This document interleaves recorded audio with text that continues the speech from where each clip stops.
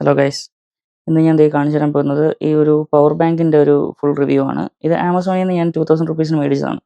ഇത് chef cool എന്ന് പറഞ്ഞ ഒരു ബ്രാൻഡിൻ്റെ 10,000 mAh വരുന്ന വയർലെസ് മാക്സ് സേഫ് വരുന്ന ഒരു പവർ ബാങ്കാണ്.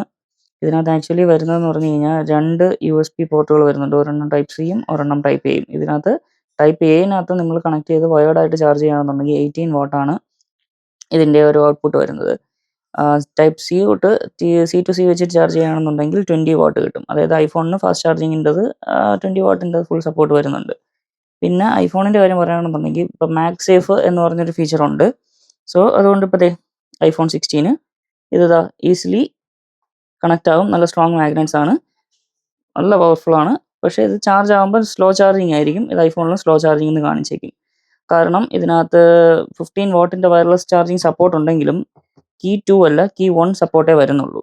സോ കീ 1 സപ്പോർട്ട് ആയതുകൊണ്ട് തന്നെ ഐഫോണിനകത്ത് ഫുൾ 15 വാട്ട് ചാർജ് സപ്പോർട്ടിങ് വരില്ല. പിന്നെ ഈ 15 വാട്ട് എപ്പോൾ യൂട്ടിലൈസ്ഡ് ആവും എന്ന് പറഞ്ഞു കഴിഞ്ഞാൽ കീ സപ്പോർട്ട് വരുന്ന ആൻഡ്രോയിഡ് ഫോണുകൾ, ഇപ്പം സാംസങ്ങിൻ്റെ S24 S24ൽ നമുക്ക് മാഗ് സേഫ് വരുന്ന ഏതെങ്കിലും കേസ് യൂസ് ചെയ്യുകയാണെന്നുണ്ടെങ്കിൽ അതിൽ കണക്ട് ചെയ്യുമ്പം fast charging fast wireless charging വരും.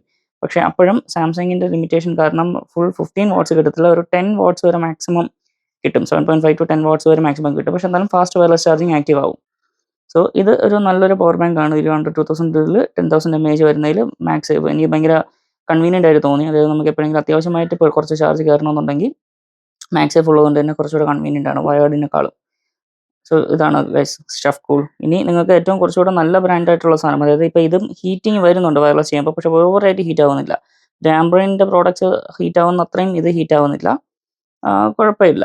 പിന്നെ മാക്സിമം നിങ്ങൾ വയേർഡ് ചാർജിങ് ആണ് പ്രിഫർ ചെയ്യേണ്ടത്. കാരണം wireless charging already heat generate ചെയ്യുന്ന ഒരു ടൈപ്പ് ടെക്നോളജി ആണ്. പുതിയതായിട്ട് വരുന്ന ടെക്നോളജികളിൽ കുറച്ചുകൂടെ ഹീറ്റ് ഡിസിപ്പേഷൻ കുറവായിരിക്കുമെങ്കിൽ പോലും വയർലെസ് ചാർജിങ് പൊതുവെ ഹീറ്റ് കൂടുതൽ ഉള്ളവരാണ്. അപ്പം നിങ്ങൾക്ക് അത്യാവശ്യം വരുന്ന സിറ്റുവേഷൻസിൽ ഇത് യൂട്ടിലൈസ് ചെയ്യാൻ നോക്കുക. പിന്നെ നിങ്ങൾക്ക് കുറച്ചുകൂടെ നല്ല ഒരു ബ്രാൻഡിൻ്റെ സാധനം വേണമെന്നുണ്ടെങ്കിൽ ഡെയിലി ലൂപ്പ് എന്ന് പറഞ്ഞ വേറൊരു സാധനമുണ്ട്. അതൊക്കെ 6000 വരും. പിന്നെ ആങ്കറിൻ്റെ പവർ ബാങ്ക് വരും. അത് 6500 റേഞ്ചിലോട്ടൊക്കെ പോകും. ഓക്കെ, ഒരു ബഡ്ജറ്റ് റേഞ്ചിൽ ഇത് ഒരു അത്യാവശ്യം നല്ലൊരു സാധനമാണ് ഗൈസ്.